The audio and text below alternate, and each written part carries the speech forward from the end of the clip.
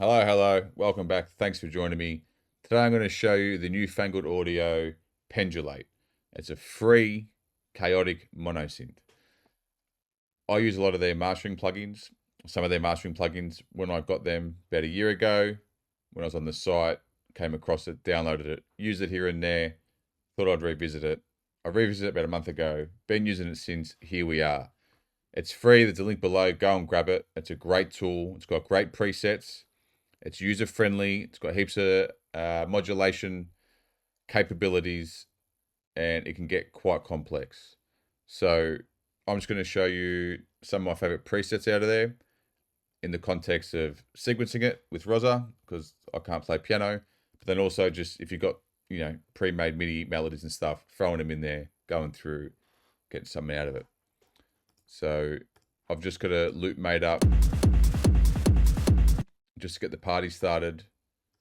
We're going to start on a preset called the wire brush. It's an ARP. Now, Rosa, I've just put it to 6 steps just so I can hear what the preset sounds like in motion. This is it. It's what you're looking at. I'm not going to do such a deep dive into it. It is simple to use. It might look a bit overwhelming if you're not used to their plugins on how they sort of function and operate. For example, this drive, 0 or turned off like a dry wet knob, for example. Now it's all blue at the top. That's how a lot of their parameters work, even with some of the other plugins I've got of theirs. Turning things on, you can click on. This is obviously same as the other parameters, like a knob, but then we got the ones that are blue, we can actually just turn on and off by clicking. All these plus buttons are things that can be automated with modulation. Down here, you'll see all the different like LFO types, LFO settings, how you want to sync it. Anything with a plus, similar to like the Arturia stuff and the MS-20 and things like that. If it works, it'll just highlight if you want to use it. So we can plus this button here to modulate the frequency. We can pick a shape, plus there. There we go. And then again, we can use these knobs left and right, like a dry wet knob, for example, and we can tweak it from there. So I want to get into it. These are just that small handful of my favorite presets that I've been using.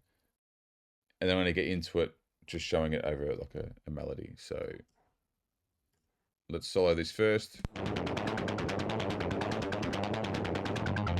you can hear dragging these around. Changing the parameter. This is the mix for the whole wave folder section. Now, so we can really open the filter up. Really make that screen. As you can see, it's a really cool synth. This is a great preset. Chaos amount. You got 2 subs. You'll hear it more when I bring the chaos back up. So you can really get going with it. So let's say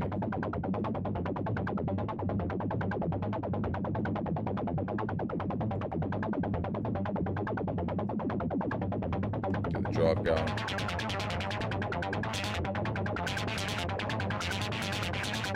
So now you can hear the frequency. I turned it off. You gotta get used to it. It's a bit hang on, there we go. So we can just make that filter sing. And then the other way as well. In context.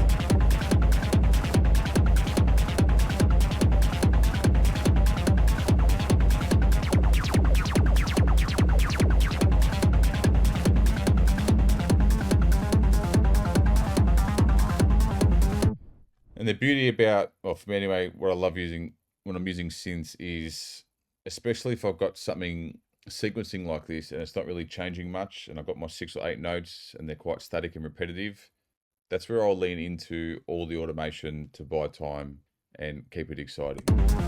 Where I'll sort of pick a parameter or 2. Typically a lot of people open and close the filter. That's, rather than looking for changing the melody or adding notes, I like to play with parameters of automation. And I'd rather draw that in, and if that was the case, I'd obviously bring that up here, get on the automation lane like this, chaos amount. Let's do one quickly. Let's say this was that frequency. Doing something a bit funny.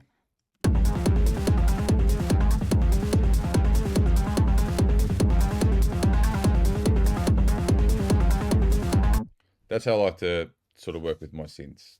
Pick some automation, get things moving that way, because I like having that sort of static, repetitive sequence if I'm leaning towards something like that in a track of mine. A few other presets that I like. This is more of a bass one. Again, this is just Rosa sequencing this just so we can hear it moving. This is Waverings. This is out of the box. Didn't want to twig it too much because I'll sort of get into the mix of it and see where I can take it.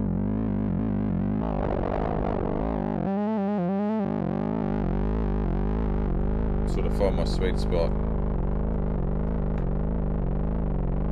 Rosa might randomize the pattern. Something so low and so blurred out, I'd probably use a side chain to just make it pump a little bit.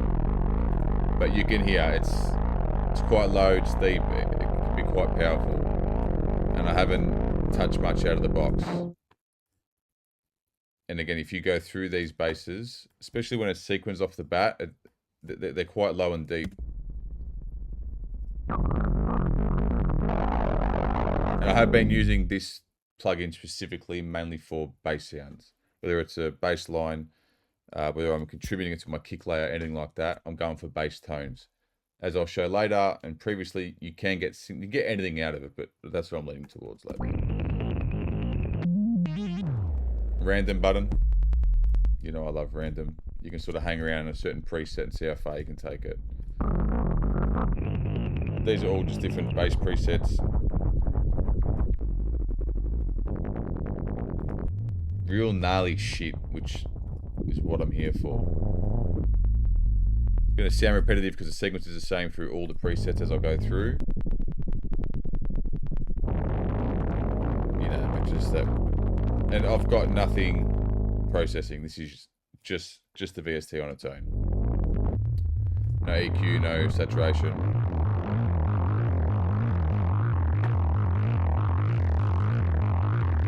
Try and open it up. Go even lower. Anyway, I don't want to spend too much time. It is free, so you'll be able to go through it yourself. Great presets. Another one is the arpeggio bass. This is in a higher setting.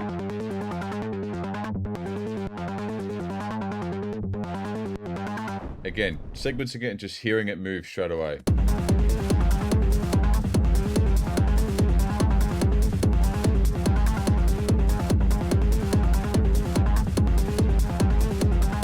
Ah, wrong one, idiot. My mistake. Arpeggio bass. Really, really low.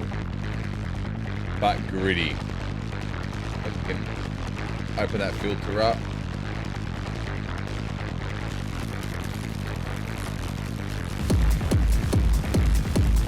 Yeah, man.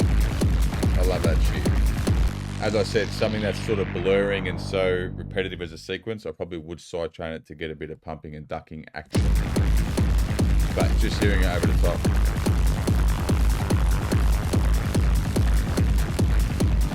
I mean, you could automate all this too. I'd probably do that. And create like a bit of a journey within the bass line. And it's really about just finding that sweet spot. You can change the automation here, all the modulation.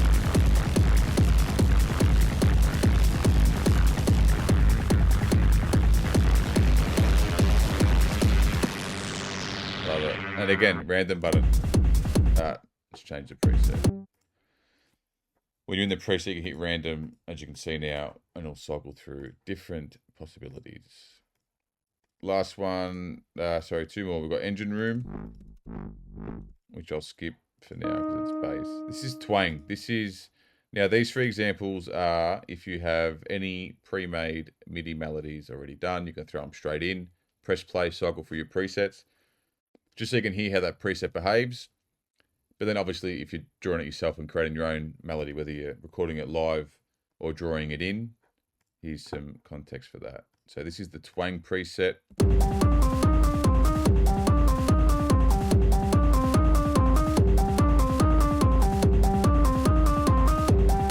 Open it a bit more.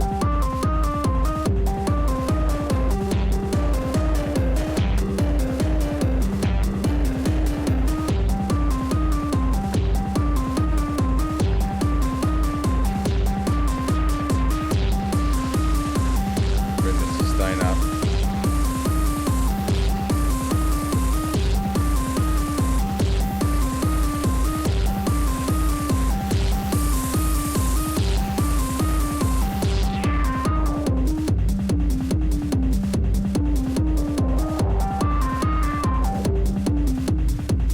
I'd be looking for something like that. And then obviously I'd be opening it up and another percussion layer, really get the thing going. Again, just another good example, if you are looking for something melodic. And then again though, changing your melodies. Can't play piano, but this is just an example of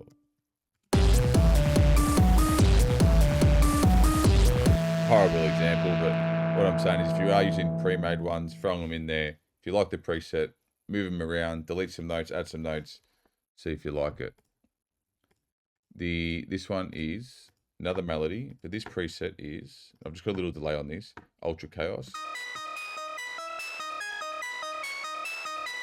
This was nice if you start tweaking.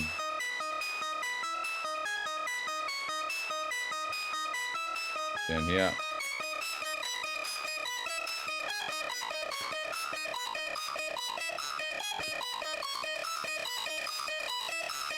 It gets detailed when you start making it scream. It's like all these little artifacts just start rearing their head, which I love. And you can hear it there, like there's a certain point where it's usable like this, but if you go past a certain point, we'll hear those artifacts and harmonics come through. You know, so you got that real sweet edge, just almost like using a dry wet knob at a certain point.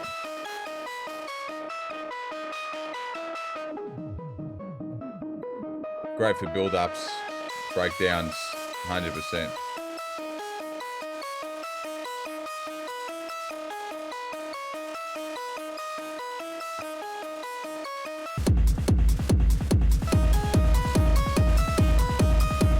And I'd be layering that. If I was going to use that as my main line, I'd layer that, go down a few octaves, and then maybe change a preset or tweak it as it is.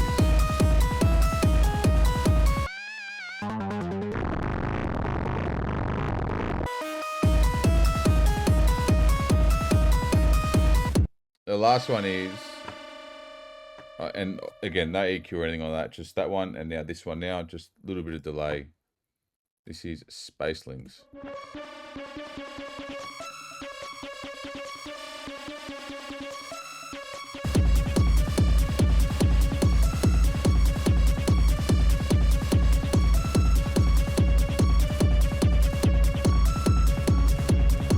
Add some low end in there.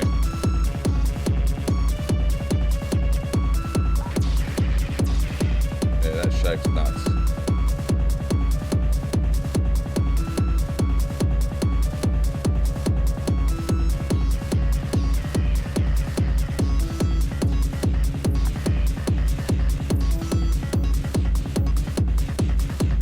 Start tweaking it. Put this up a bit.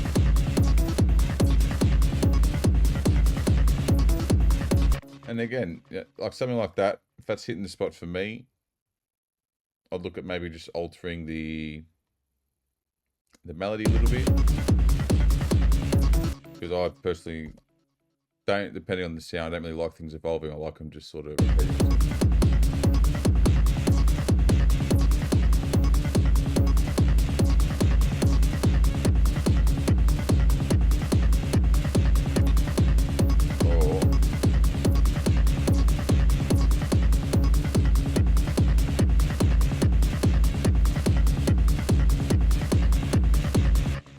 This is what I would look to be doing.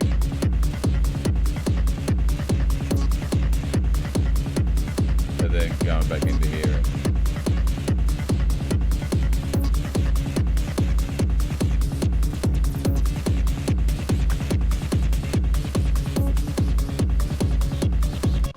And finding where I want to take it. But overall, there's a shitload of presets, 218. They're broken up into bass, effects, leads, plucks, rhythmic, and texture. They're all good. I've been using it for bass. It's just nasty. Nasty as. And now this MIDI here is already a bit high, but if we go down.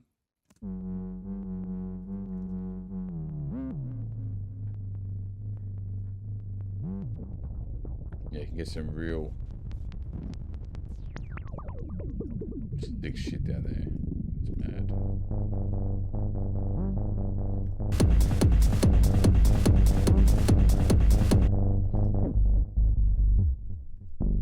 I'm all for it, but go through it yourself. What I did like were the textures and the rhythmics.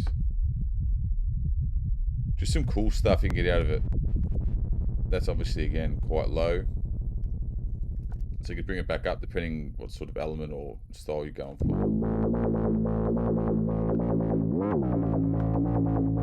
You know, you can open that filter up and then over a kick drum.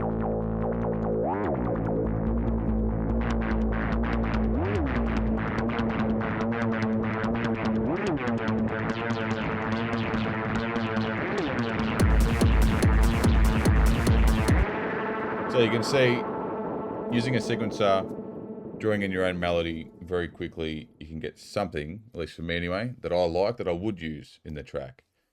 I've been calling it my bass machine in recent conversations with other producers. I'm just finding I can just sequence it, go through the bass presets, get a short loop of just one kick, because I don't really need to have things evolving for my personal tracks. And very quickly, even within the possibilities, especially in the wave folder, I get a really good sound where I might just EQ after that, maybe roll off some highs, and I'm good to go. Bit of side chaining. But when I am, not that I'm really that melodic, but when I'm doing stuff like this, if we go back to twang, I